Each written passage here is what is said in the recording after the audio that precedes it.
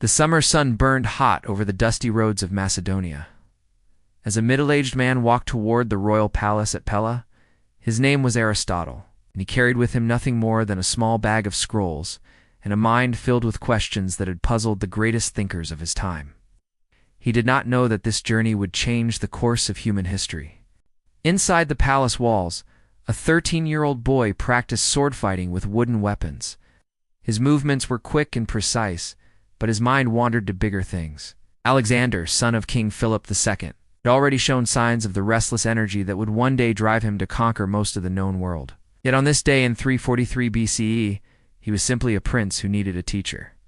The meeting between Aristotle and Alexander was arranged by Philip, who understood that his son would need more than military training to rule an empire. The king had heard stories of this philosopher from the northern town of Stagira, a man who had spent 20 years studying under the great Plato in Athens. Philip wanted someone who could teach his son not just how to fight, but how to think. When Aristotle first saw Alexander, he noticed something unusual in the boy's eyes. There was an intelligence there, but also something wilder. Alexander did not sit still like other students. He asked questions that had no easy answers. He wanted to know why things worked the way they did, and he was not satisfied with simple explanations.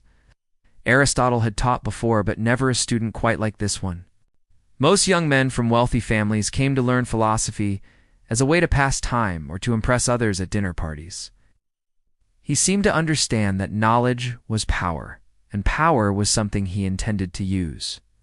The philosopher agreed to become the prince's tutor, but he had one condition. They would not study in the noisy palace where courtiers whispered and plotted.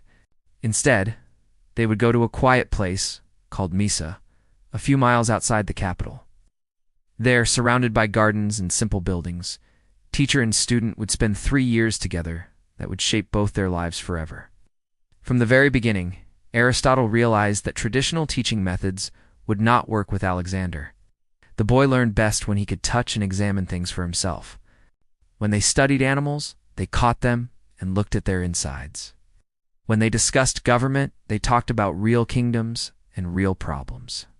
When they read poetry, they acted out the battles and adventures of ancient heroes. Alexander's mind worked differently from other students Aristotle had known. Where most people saw separate subjects, Alexander saw connections. He understood that the same principles that govern the flight of birds might also apply to military tactics. He grasped that the skills needed to persuade people in peacetime were the same ones needed to inspire soldiers in battle. The young prince had an endless appetite for knowledge, but he was also impatient. He wanted to know everything at once. Aristotle had to learn to feed this hunger, while also teaching Alexander the patience that wisdom required. It was not always easy. Sometimes their lessons turned into arguments, with the student challenging everything the teacher said. What made their relationship special was that Aristotle did not treat Alexander like a typical royal child. He did not flatter him or tell him only what he wanted to hear. Instead, he challenged the boy to think harder and question more deeply. He taught Alexander that being a king meant more than giving orders. It meant understanding the world and the people in it. During their time at Misa, Aristotle introduced Alexander to ideas that would stay with him for the rest of his life.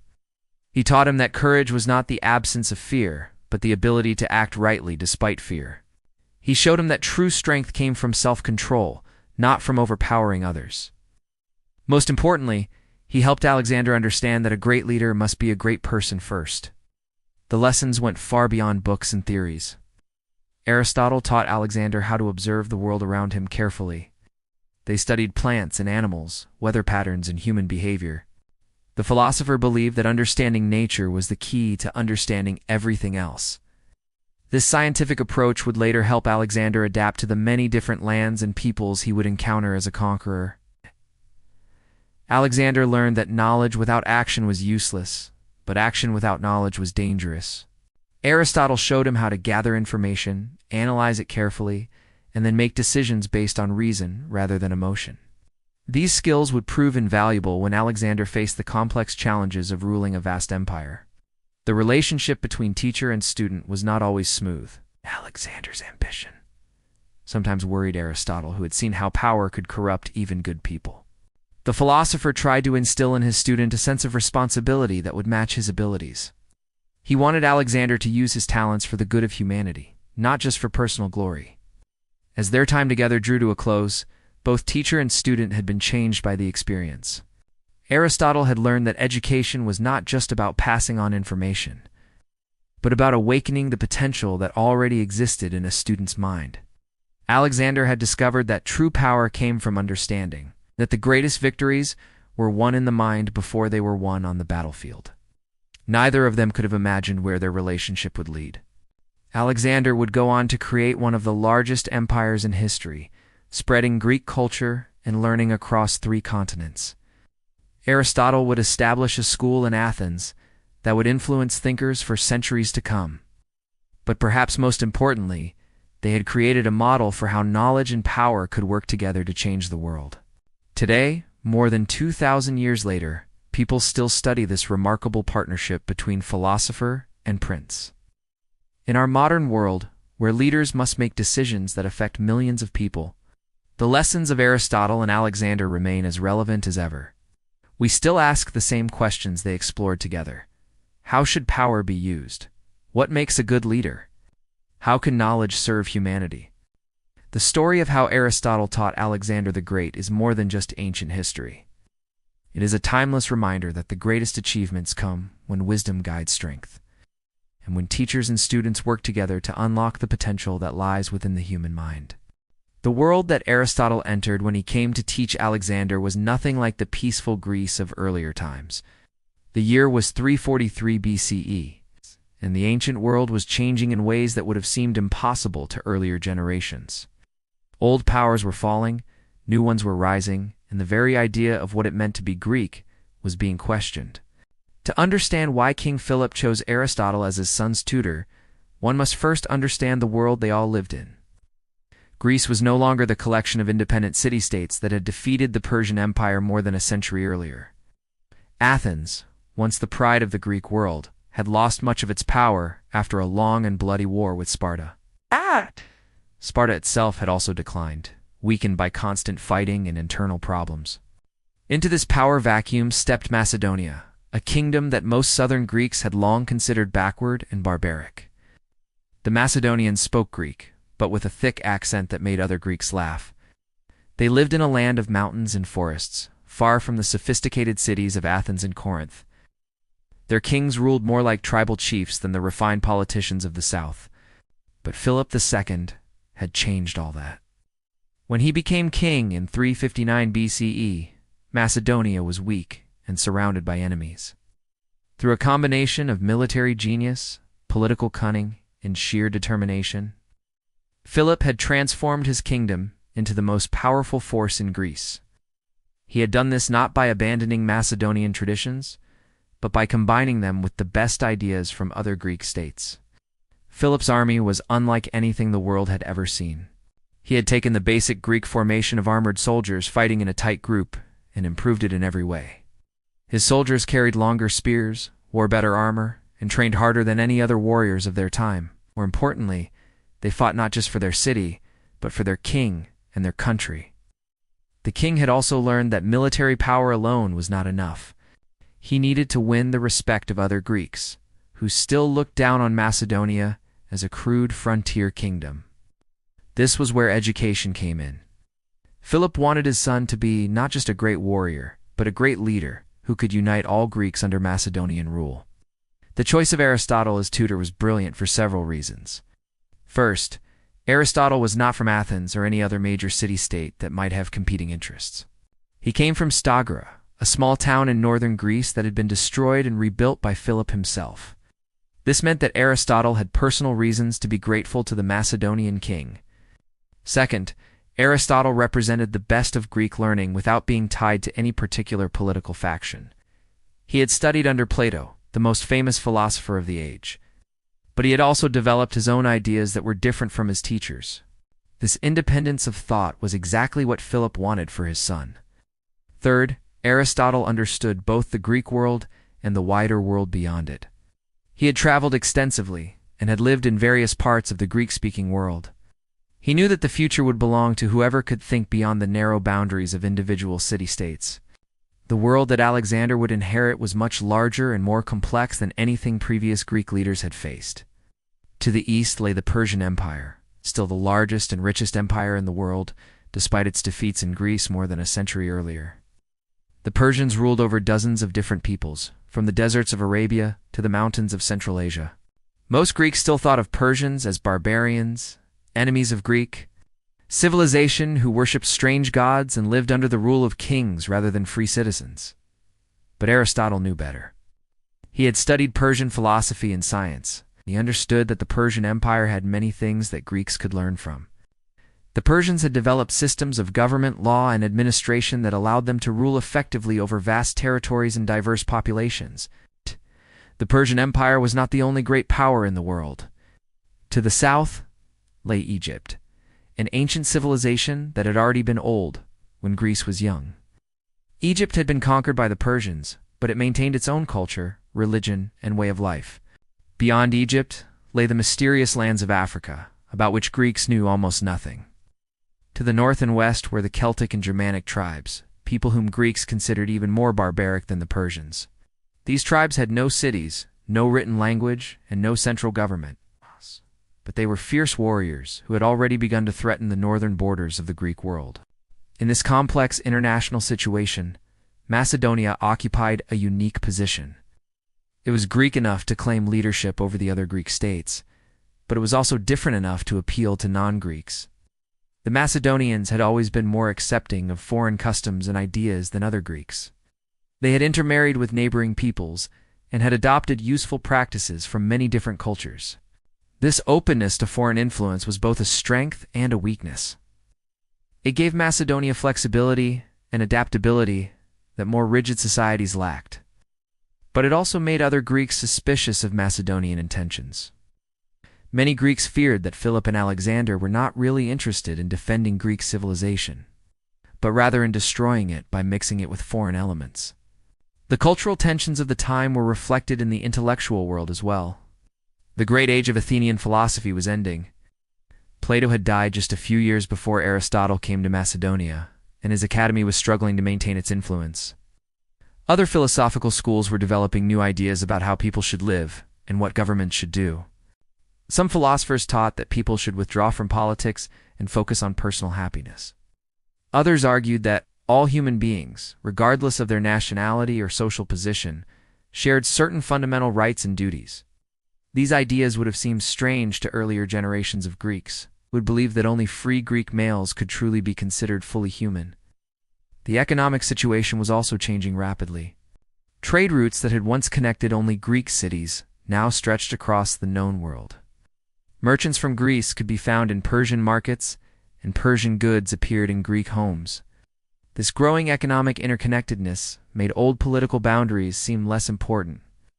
Into this world of change and opportunity came young Alexander, armed with the best education his father could provide.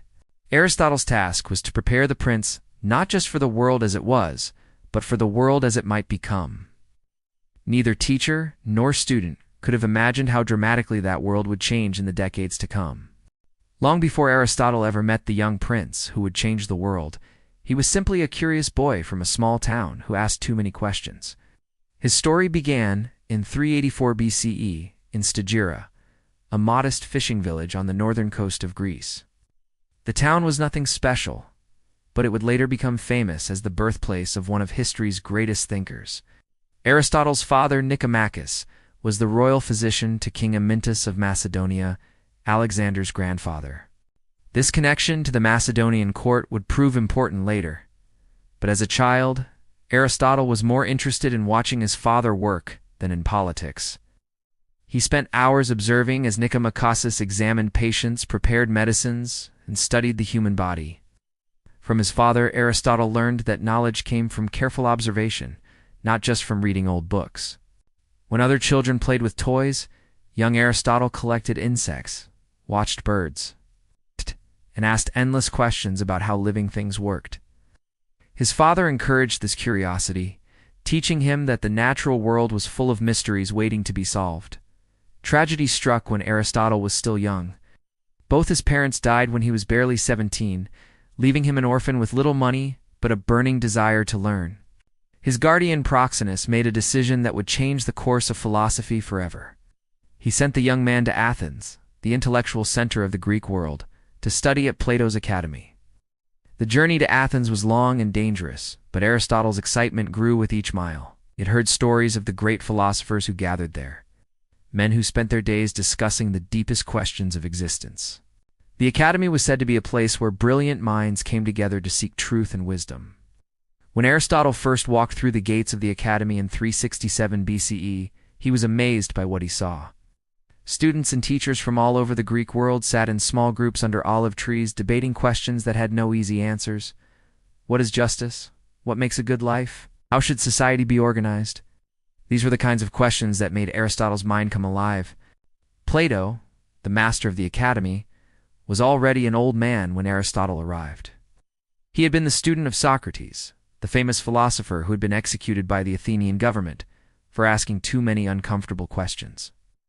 Plato had dedicated his life to preserving and expanding upon his teacher's ideas. At first, Aristotle was completely captivated by Plato's teachings. The older philosopher taught that the physical world was just a shadow of a higher reality, a realm of perfect forms that existed beyond what our senses could perceive. According to Plato, true knowledge came not from observing the world around us, but from using reason to understand these eternal truths. For several years, Aristotle threw himself into his studies with passionate intensity. He read everything he could find, participated in every debate, and impressed his teachers with his quick mind and thorough approach to problems. His fellow students nicknamed him the Reader because he seemed to devour books faster than anyone else. But as the years passed, Aristotle began to have doubts about some of Plato's teachings. His childhood experiences with his father had taught him that careful observation of the real world could reveal important truths. He began to wonder if Plato was wrong to dismiss the physical world as unimportant. The turning point came when Aristotle began his own research into biology. He spent countless hours dissecting animals, studying their internal structures, and observing their behavior. What he discovered convinced him that the natural world was not just a poor copy of some higher reality, but was itself worthy of serious study. Aristotle's growing independence of thought sometimes put him at odds with his teacher. But Plato respected his students' intelligence and originality.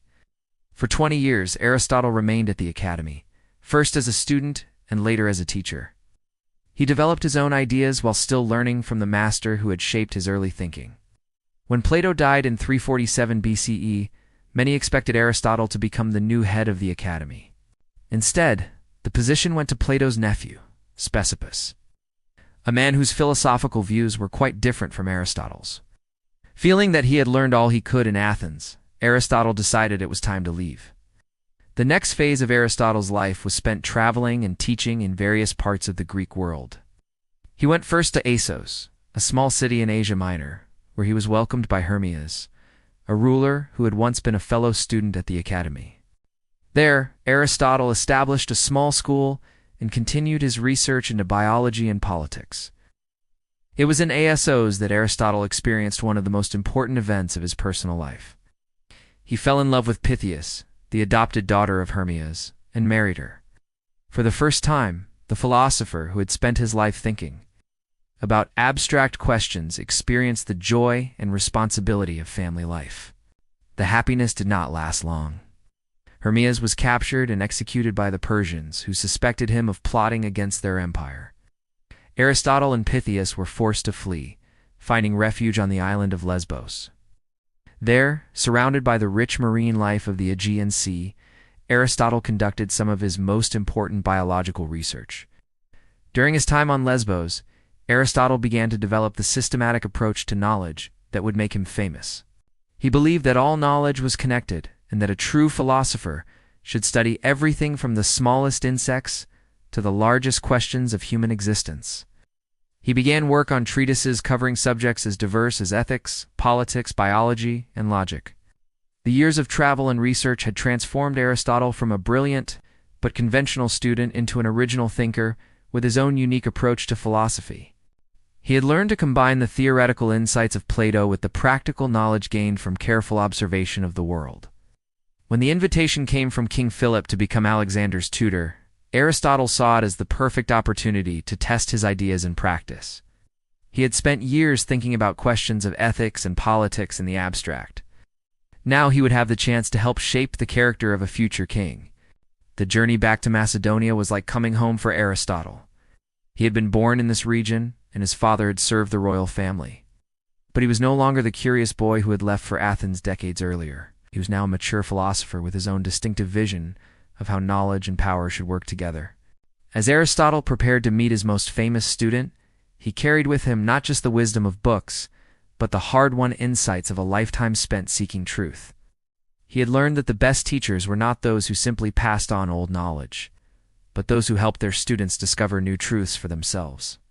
The meeting between the 42-year-old philosopher and the 13-year-old prince would prove to be one of the most important encounters in human history. Neither could have imagined the journey they were about to begin together. The morning sun cast long shadows across the gardens of Mysa as Aristotle prepared for his first real lesson with Alexander.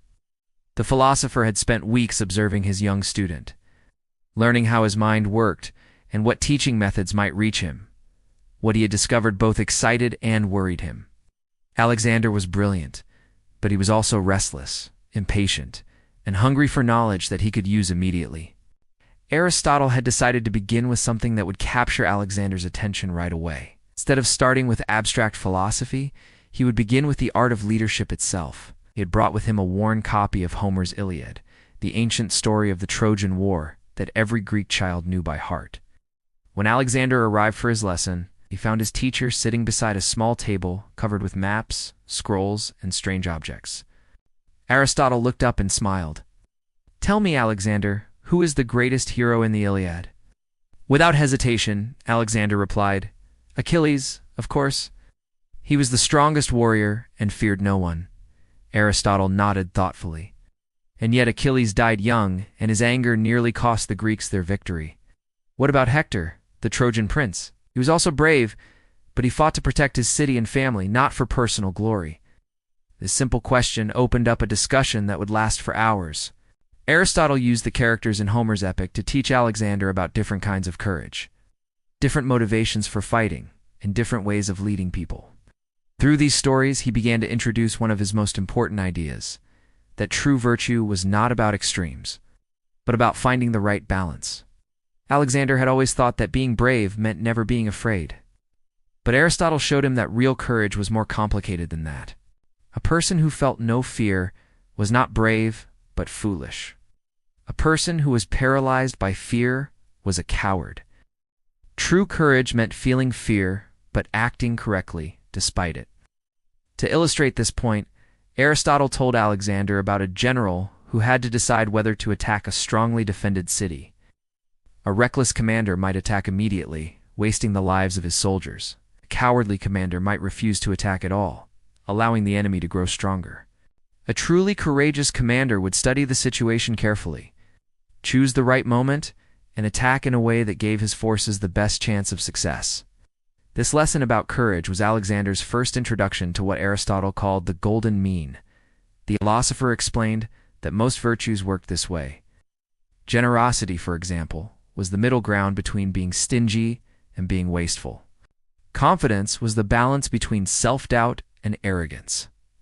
A good leader needed to find these balanced positions in every situation. Alexander was fascinated by this idea, but he wanted to know how to apply it in practice. Aristotle was ready for this question. He had prepared a series of exercises that would help Alexander develop what he called practical wisdom, the ability to make good decisions in real situations. The first exercise involved a mock negotiation. Aristotle played the role of an enemy ambassador who had come to discuss peace terms. Alexander had to figure out how to get the best deal for his kingdom, while still showing respect for the other side. The lesson was harder than it looked. Alexander's first instinct was to make demands and threaten war if they were not met. But Aristotle showed him that this approach often backfired. Through repeated practice, Alexander learned that effective negotiation required understanding what the other person wanted and finding ways to give it to them while still achieving his own goals. He discovered that sometimes showing respect and even generosity could be more powerful than making threats. Next, Aristotle introduced Alexander to the study of different forms of government. They examined how various Greek city-states were organized and what made some more successful than others. Athens was a democracy where citizens voted on important decisions. Sparta was ruled by 2 kings and a council of elders. Other cities were governed by tyrants or small groups of wealthy families. Alexander found these lessons particularly interesting because they were directly relevant to his future role as king. Aristotle explained that no single form of government was perfect for all situations. The best system depended on the character of the people being governed, their traditions, and the challenges they faced. But Aristotle also taught Alexander that regardless of how a government was organized, certain principles always applied. Good laws should treat people fairly and protect them from harm. Leaders should serve the common good, not their own interests. And any system of government needed the consent of the governed to work effectively over time. To help Alexander understand these principles, Aristotle had him study real examples from history. They examined the rise and fall of various kingdoms and empires, looking for patterns that might explain why some succeeded while others failed. Alexander learned that military strength alone was not enough to create lasting power. A ruler also needed to win the loyalty of his people and create systems that would function even when he was not personally present. One of the most important lessons came when Aristotle introduced Alexander to the concept of friendship. The philosopher explained that there were 3 different types of relationships that people called friendship. The first was based on utility, where people helped each other because it was mutually beneficial. The second was based on pleasure, where people enjoyed each other's company. The third and highest form was based on virtue, where people respected each other's character and wanted to help each other become better people. Alexander initially had trouble understanding why this mattered for a king. Aristotle explained that a ruler needed all 3 types of relationships to be effective. He needed useful alliances with other leaders, needed to be someone that people enjoyed being around. Most importantly, he needed trusted advisors who would tell him the truth even when it was difficult to hear. To demonstrate this point, Aristotle arranged for Alexander to spend time with other young nobles who were studying at Mysa. These boys, who would later become Alexander's generals and governors, learned to work together as a team. They practiced making decisions together, supporting each other in difficult situations, and giving honest feedback about each other's performance. Alexander discovered that leading a group was very different from simply giving orders. He had to learn to listen to different opinions, weigh conflicting advice, and make decisions that everyone could support even when they disagreed with them. These skills would prove invaluable when he later had to manage an army of thousands of soldiers from many different backgrounds. Throughout all these lessons, Aristotle emphasized the importance of self-knowledge. He taught Alexander to examine his own motivations, to understand his strengths and weaknesses, and to constantly work on improving his character. The philosopher believed that no one could lead others effectively without first learning to lead themselves. As the months passed, Alexander began to see how all these different lessons fit together. Ethics, politics, friendship, and self-knowledge were not separate subjects, but different aspects of the same challenge: how to live a good life and help others do the same. This integrated approach to learning would shape Alexander's thinking for the rest of his life, influencing everything from his military tactics to his policies as a ruler. As winter settled over the hills around Mysa, Aristotle decided it was time to test whether Alexander truly understood the lessons he had been learning. The young prince had grasped the basic ideas quickly, but the philosopher knew that real understanding came only when someone could apply knowledge to new and unexpected situations. One snowy morning, Aristotle presented Alexander with a problem that had no obvious answer. He described a situation where Alexander, as king, would have to decide the fate of a city that had rebelled against Macedonian rule. The rebels had killed several Macedonian soldiers, but they claimed they were fighting against unfair taxes that were starving their children. Alexander's first response was swift and harsh. "They killed our soldiers. They must be punished severely to show others what happens when they rebel." Aristotle nodded but said nothing. He waited for Alexander to think more deeply about the problem. After a few minutes, the young prince began to see the complications. If he punished the city too harshly, other cities might rebel out of fear. If he was too lenient, he might be seen as weak and encourage more rebellions. "This is harder than I thought," Alexander admitted. "How do I find the right balance?" This was exactly the question Aristotle had been waiting for. He explained that this was what practical wisdom meant. It was not enough to know that courage was good and cowardice was bad. A real leader had to figure out what courage looked like in each specific situation he faced. Aristotle taught Alexander to approach such problems systematically. First, he should gather all the facts he could. Why had the city rebelled? Were the taxes really unfair? Had the soldiers been killed in battle or murdered in their sleep? What did other cities think about the situation? Next, Alexander should consider all the possible actions he could take and think through the likely consequences of each one. He could destroy the city completely, execute the leaders, impose heavy fines, negotiate new tax rates, or even pardon everyone involved. Finally, he should choose the action that would produce the best long-term results for everyone involved. This might not be the action that felt most satisfying in the moment, but it would be the one that a wise ruler would choose. To help Alexander practice this kind of thinking, Aristotle created many similar scenarios. Sometimes Alexander was a general deciding whether to attack or retreat. Sometimes he was a judge deciding between conflicting claims. Sometimes he was a diplomat trying to prevent a war. Through these exercises, Alexander learned that good leadership was much more complex than simply being strong or giving orders. A leader had to understand people's motivations, predict how they would react to different situations, and find solutions that address the real causes of problems rather than just their symptoms. One of the most important lessons came when Aristotle taught Alexander about the different types of courage that a leader needed. Physical courage in battle was important, but it was not the only kind of bravery that mattered. A king also needed the moral courage to do what was right, even when it was unpopular, the intellectual courage to admit when he was wrong, the emotional courage to make difficult decisions that might hurt people he cared about. Alexander found the concept of moral courage particularly challenging. It was easy to be brave when facing an enemy with a sword, but much harder to be brave when facing criticism from friends and advisors. Aristotle explained that this was why so many rulers failed. They were so afraid of losing support that they made decisions based on what people wanted to hear rather than what was actually best for the kingdom.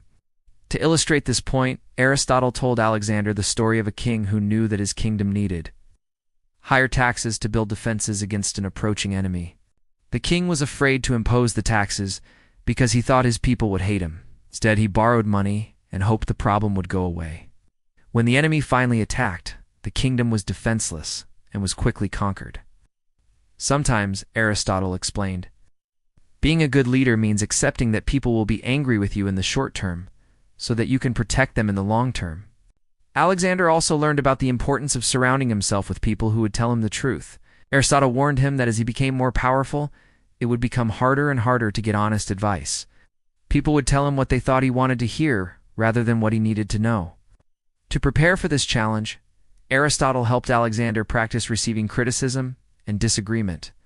He encouraged the other young nobles at Mysa to argue with Alexander when they thought he was wrong. At first, Alexander found this frustrating and sometimes became angry. But gradually he learned to listen to opposing views and even to change his mind when presented with better arguments. One exercise that Alexander found particularly valuable involved role-playing different perspectives on the same issue. Aristotle would present a problem, such as whether to form an alliance with a neighboring kingdom. Alexander would argue for one side, while his classmates argued for the other. Then they would switch positions and argue for the opposite view. This exercise taught Alexander that most important decisions involve legitimate disagreements between intelligent people. It was not usually a matter of smart people versus stupid people or good people versus bad people. More often, it was a matter of people with different values and priorities trying to find the best solution to a complex problem. Alexander learned that a wise leader tried to understand all these different perspectives before making a decision. Even when he ultimately chose one course of action, he tried to acknowledge the legitimate concerns of those who disagreed and to address those concerns as much as possible. As Alexander's education progressed, Aristotle began to introduce him to more advanced concepts about human nature and motivation. He explained that people were not simply rational beings who always acted in their own best interests. They were also emotional beings who were influenced by fear, hope, love, anger, pride, and many other feelings. A good leader had to understand and work with these emotions rather than simply trying to ignore them. Sometimes this meant appealing to people's sense of honor or patriotism. Sometimes it meant acknowledging their fears and showing them how to overcome them. Sometimes it meant helping them see how their individual interests connected to the common good. Aristotle taught Alexander that the best leaders were those who could inspire people to be better than they thought they could be. This required understanding what people truly valued and showing them how following the leader would help them achieve those values. Through all these lessons, Alexander was learning skills that would serve him well when he became one of history's greatest conquerors. But more importantly, he was learning how to be the kind of person who deserved to lead others. As Aristotle often reminded him, true leadership was not about forcing people to obey, but about becoming someone that others wanted to follow. The third year of Alexander's education at Mysa brought changes that neither teacher nor student had expected. Alexander was no longer the restless boy who had arrived 3 years earlier. He had grown taller, stronger, and more confident. More importantly, his mind had developed in ways that sometimes surprised even Aristotle. The student was beginning to ask questions that his teacher found difficult to answer. The first sign of trouble came during a discussion about the nature of kingship. Aristotle had been teaching Alexander about the ideal ruler described in Plato's Republic, a philosopher king who would govern through wisdom and justice. But Alexander had begun to develop his own ideas about what made a great leader. Master Alexander said one morning as they walked through the gardens, "You have taught me that a good king should rule for the benefit of his people. But what if his people are not just Greeks? What if they are Persians, Egyptians, or Indians? Should a king treat all people the same way? Or should he favor his own people?" Aristotle paused, troubled by the question. He had always assumed that Greek civilization was superior to all others, and that Greek rulers should naturally favor Greek interests. The idea that a Greek king might treat barbarians as equals was disturbing to him. "A Greek king should certainly protect Greek values and Greek people," Aristotle replied carefully. "Other peoples may have their own customs. But Greek civilization represents the highest achievement of human reason and culture." Alexander frowned. "What if some of their customs are actually better than ours? What if their knowledge is more advanced in certain areas? Should we ignore that simply because they are not Greek?" This conversation revealed a fundamental difference in how teacher and student viewed the world. Aristotle, despite his travels and learning, remained essentially Greek in his thinking. He believed that while other peoples might have useful skills or interesting customs, Greek civilization was fundamentally superior because it was based on reason and freedom rather than tradition and tyranny. Alexander, however, had begun to develop a more cosmopolitan vision. He was fascinated by stories of Persian gardens, Egyptian architecture, and Indian philosophy. He wondered why these achievements should be considered inferior simply because they came from non-Greek peoples. The tension between these different worldviews became more apparent. As Alexander grew older, and his father's conquests brought Macedonia into contact with more diverse peoples, Philip had already begun incorporating foreign soldiers and customs into his army, and Alexander could see the practical benefits of this approach. When Alexander turned 16, he was recalled to the Macedonian court to serve as regent while his father campaigned in the north. This was his first real test as a leader, and it revealed how much he had learned from Aristotle's teachings. When a Thracian tribe rebelled against Macedonian rule, Alexander led an army to defeat them and established a new city on the site of their former capital. But Alexander's handling of the victory showed that he was developing his own approach to leadership. Instead of simply punishing the defeated Thracians, he offered them citizenship in his new city and incorporated their best warriors into his own forces. This policy was practical and effective, but it troubled Aristotle, who saw it as a dangerous mixing of Greek and barbarian elements. The philosophical differences between teacher and student became even more pronounced when Alexander began talking about his dreams for the future. The young prince spoke of conquering the Persian Empire, not just to defeat Greece's ancient enemy, but to create a new kind of kingdom that would unite East and West under a single ruler. Aristotle worried that such ambitions were both unrealistic and dangerous. He had taught Alexander that virtue lay in moderation, in finding the mean between extremes. But Alexander's dreams seemed to involve extremes of conquest and power that no human being should attempt to achieve. Remember the story of Icarus? Aristotle warned his student, he flew too close to the sun and fell into the sea. There are limits to what any mortal can accomplish, no matter how talented or well-trained he may be.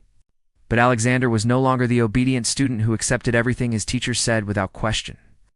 "Perhaps Icarus fell because he was not prepared for flight," he replied.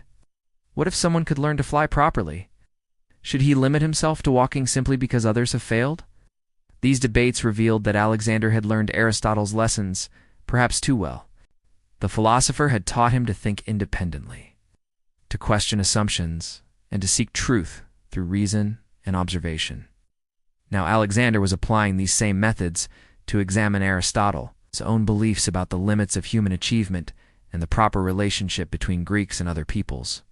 The relationship between teacher and student became even more strained when Alexander began to express interest in Persian and Egyptian religious practices. Aristotle had taught him that the gods of different peoples were often the same divine forces known by different names. But he had always assumed that Greek religious practices were the most rational and appropriate. Alexander, however, was curious about Persian fire worship, Egyptian animal cults, and other foreign religious traditions. He wondered whether these practices might contain wisdom that Greeks had overlooked.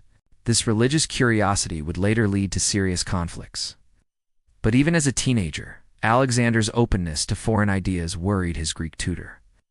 The final year of Alexander's formal education was marked by increasing tension between his growing independence and Aristotle's desire to shape his thinking. The philosopher realized that he had created a student who was capable of surpassing his teacher, but he was not sure he approved of the direction Alexander's thinking was taking. Aristotle had hoped to create a philosopher king who would use his power to spread Greek civilization and Greek values throughout the world. Instead, he was beginning to suspect that he had helped create something unprecedented, a conqueror who might transform Greek civilization by mixing it with foreign elements. When Philip summoned Alexander back to court permanently to prepare for the invasion of Persia, both teacher and student knew that their formal relationship was ending. They had accomplished something remarkable together, but they had also discovered that their visions for Alexander's future were fundamentally different.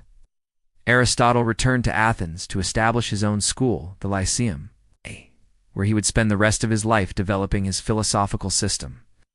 Alexander prepared to join his father's army and begin the conquests that would make him famous throughout history. Neither of them could have predicted how their relationship would influence the events that followed.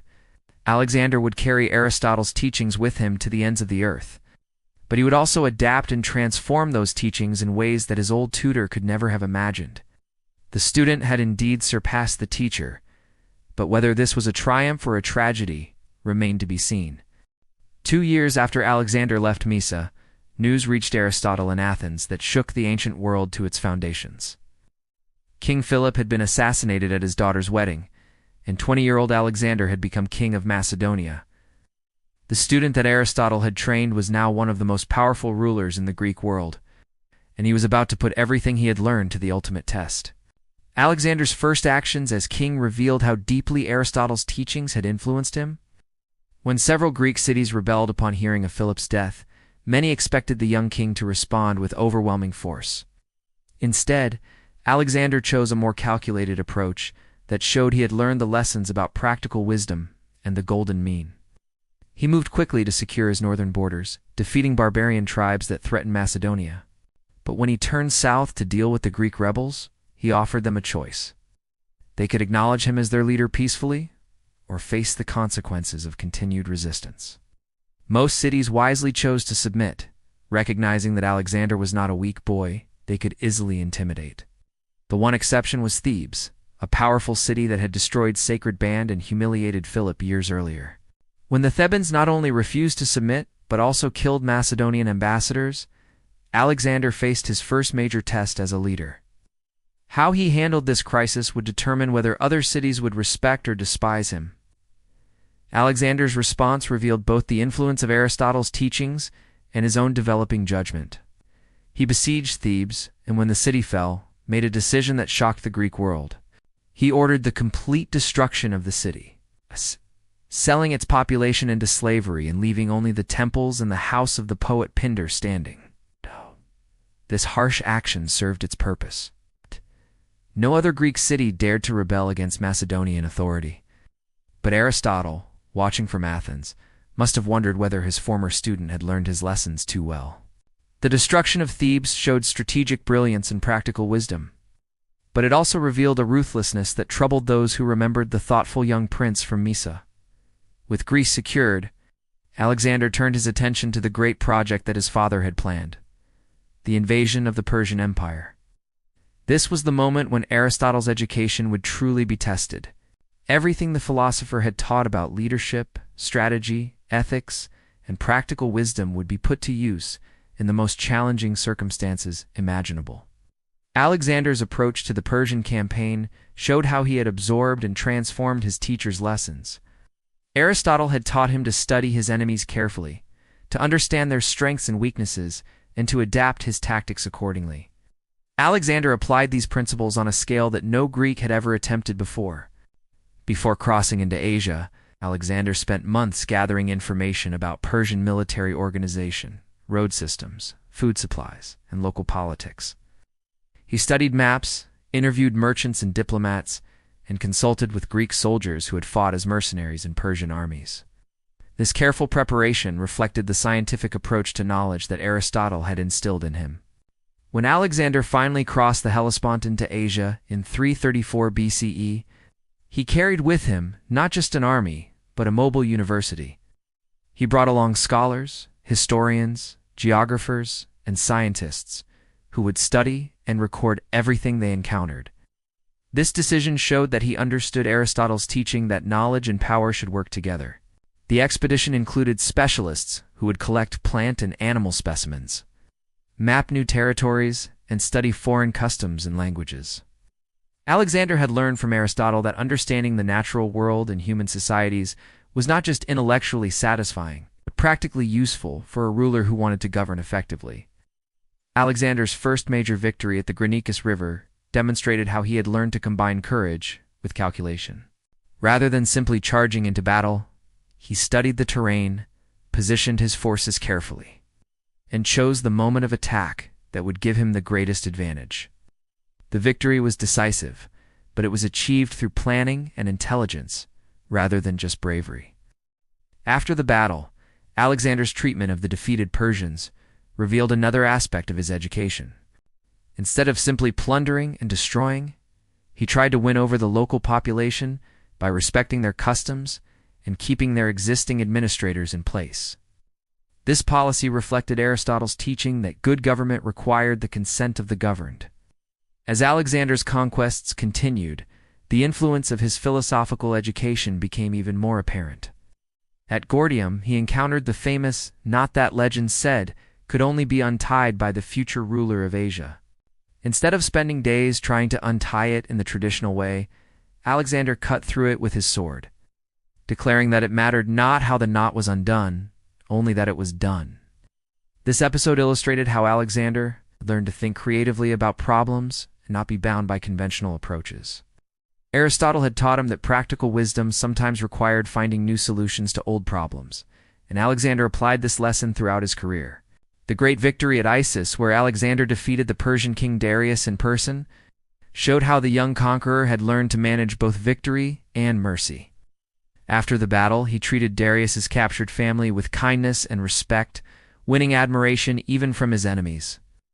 This balanced approach reflected Aristotle's teaching about finding the mean between extremes.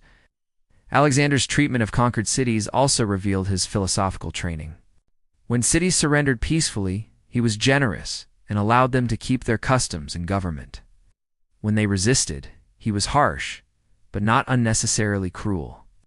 He seemed to understand that effective rule required both firmness and flexibility. The establishment of Alexandria in Egypt marked perhaps the greatest achievement of Alexander's education. Rather than simply building a military base, he planned a city that would become a center of learning and trade. He consulted with Egyptian priests and Greek architects, combining the best ideas from both cultures to create something new and magnificent. The great library that would later be built in Alexandria represented the fulfillment of Aristotle's vision of how knowledge should be preserved and transmitted. Scholars from all over the known world would come to study there, continuing the work that teacher and student had begun in the quiet gardens of Mysa. As news of Alexander's victories spread throughout the Greek world, the people began to understand that something unprecedented was happening.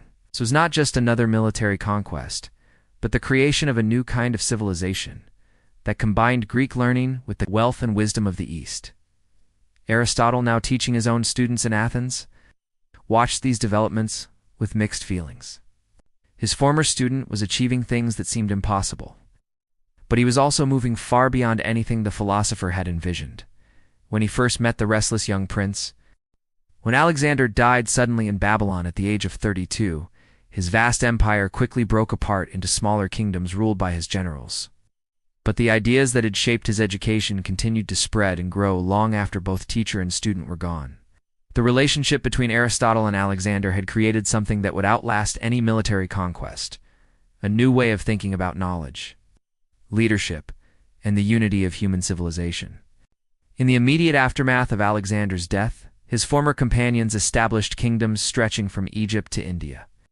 These Hellenistic rulers faced the same challenges that Alexander had confronted: how to govern diverse populations with different languages, religions, and customs.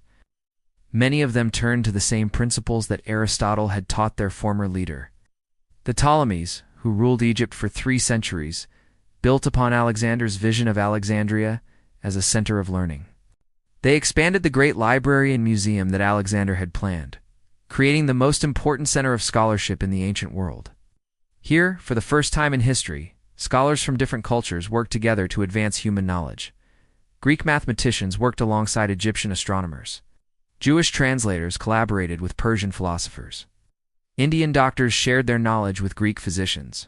This mixing of different traditions created new discoveries and insights that would not have been possible if each culture had remained isolated. The scholars at Alexandria preserved and copied thousands of scrolls containing the wisdom of many civilizations. They translated works from Greek into other languages and foreign works into Greek. This vast library became a symbol of the cosmopolitan vision that Alexander had developed during his education with Aristotle. As the centuries passed, the Roman Empire absorbed the Hellenistic kingdoms one by one. But the Romans, who were practical people more interested in law and engineering than philosophy, recognized the value of Greek learning. They sent their sons to study in Athens and Alexandria. They invited Greek teachers to come to Rome. Roman leaders like Julius Caesar and Augustus studied the same works that Alexander had read. They learned about the golden mean, practical wisdom, and the responsibilities of leadership.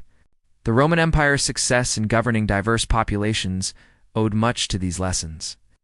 Even though most Romans probably never realized their debt to an ancient Macedonian prince and his Greek tutor, when the Roman Empire fell in the West, much of the classical learning that had shaped Alexander's education seemed lost forever.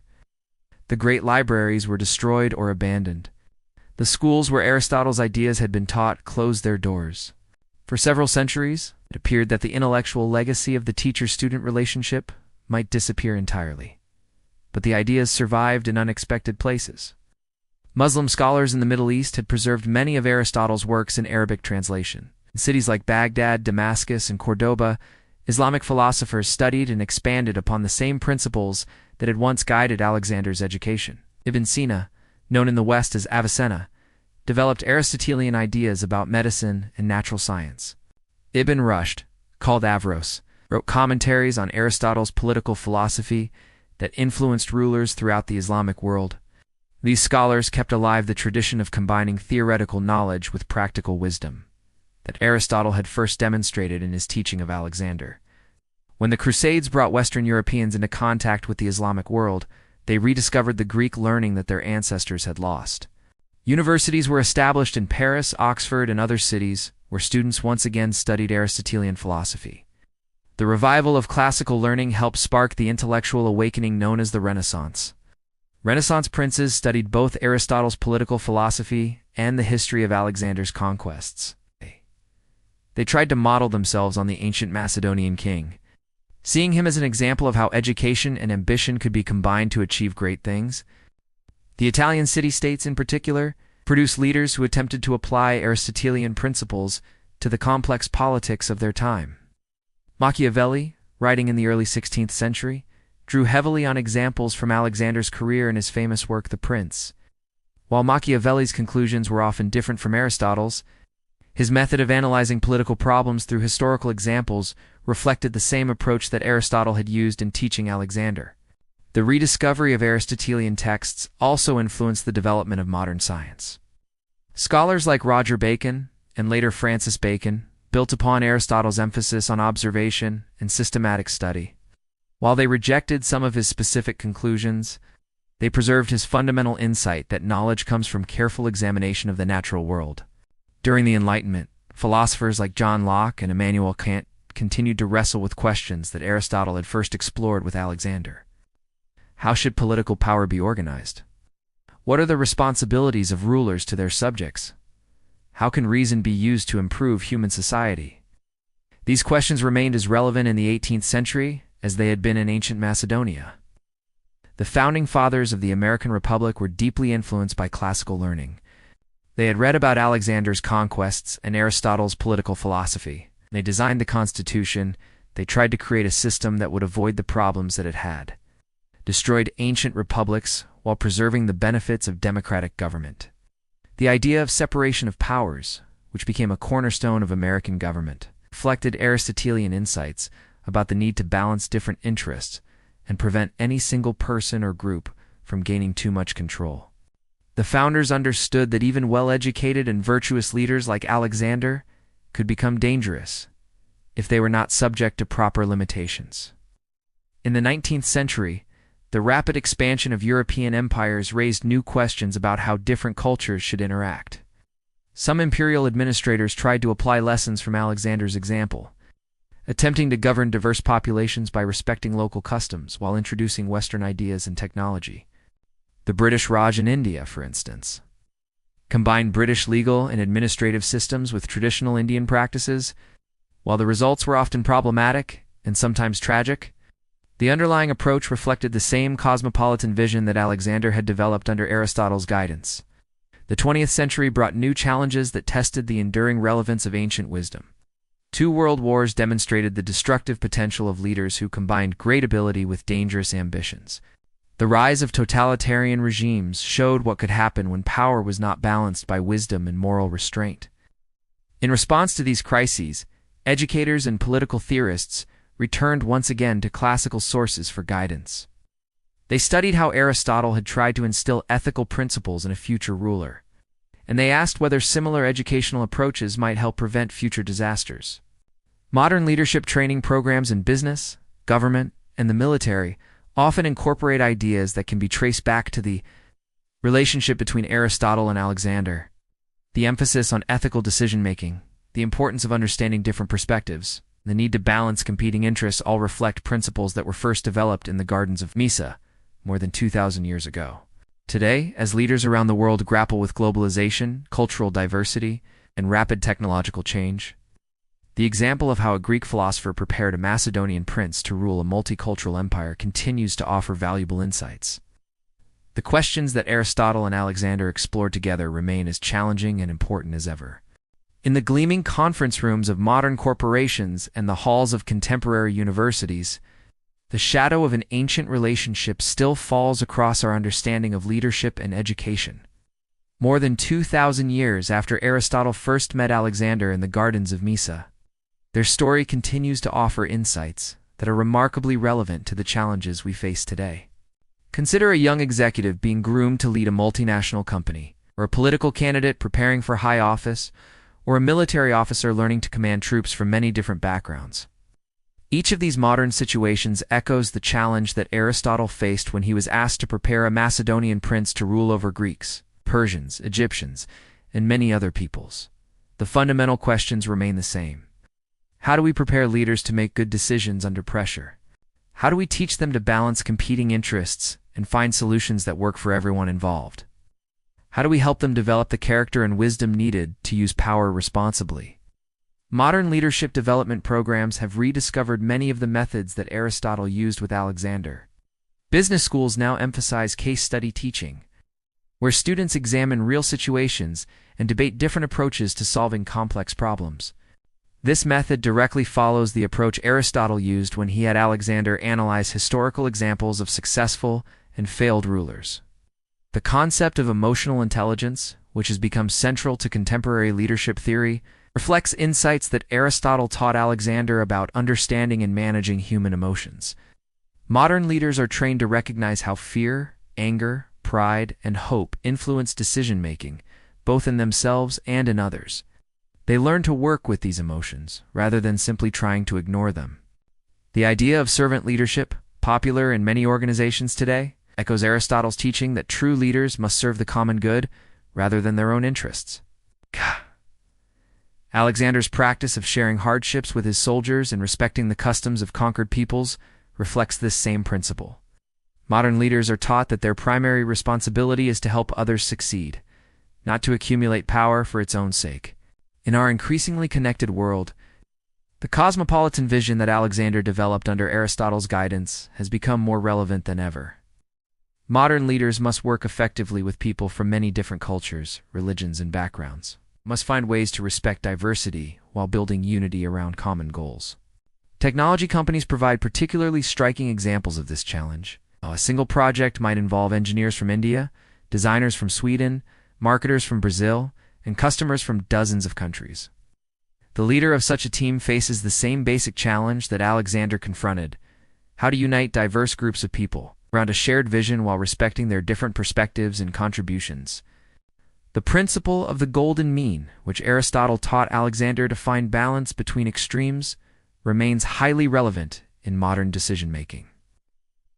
Leaders today must constantly balance short-term profits against long-term sustainability, individual freedom against collective responsibility, innovation against stability, and global integration against local identity.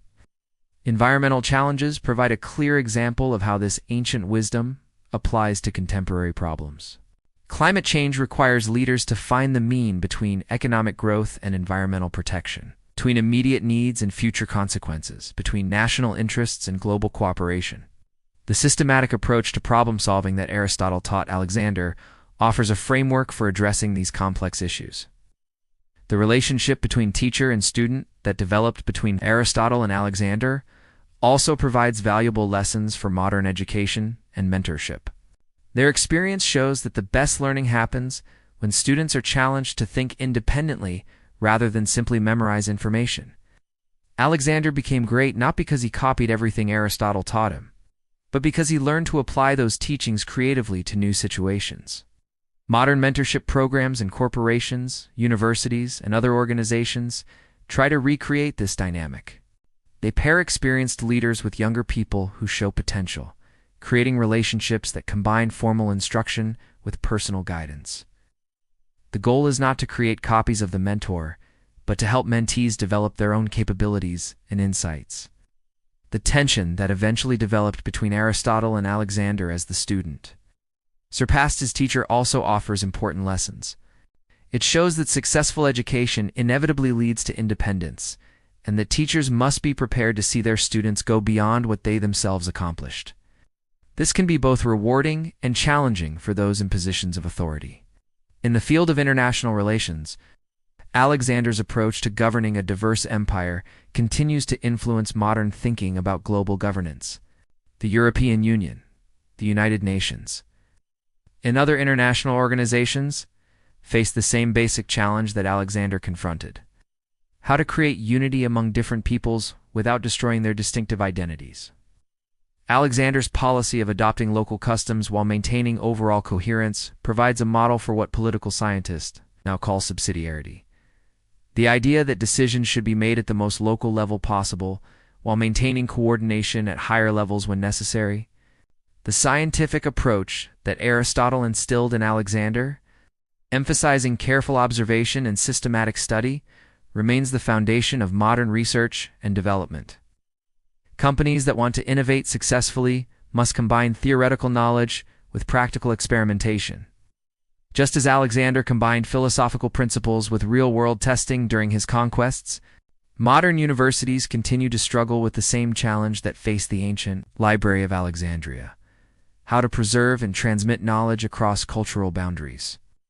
Digital technology has made it easier to share information globally, but it has also raised new questions about how to maintain quality and credibility in an era of information overload. The ethical questions that Aristotle explored with Alexander have become even more urgent in our interconnected world. When a decision made in one country can affect millions of people in other countries, the need for leaders who understand their moral responsibilities becomes critical.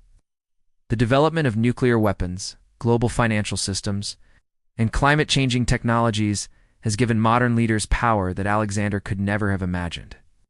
Perhaps the most important lesson from the ancient relationship between teacher and student is that education and character development must go hand in hand. Technical skills and knowledge are important, but they are not enough by themselves. Leaders must also develop the wisdom and integrity needed to use their abilities for the benefit of humanity rather than for narrow self-interest. The story of how Aristotle taught.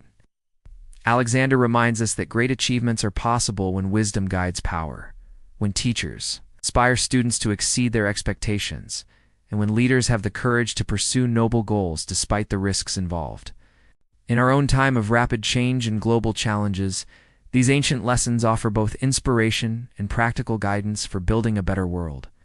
As we face the uncertainties of the future, we can draw strength from knowing that others before us have successfully navigated times of great change and challenge. The relationship between a Greek philosopher and a Macedonian prince shows us that human potential is unlimited when it is properly developed and wisely directed. Their legacy reminds us that each generation has the opportunity to build upon the achievements of the past, while creating something new and valuable for the future.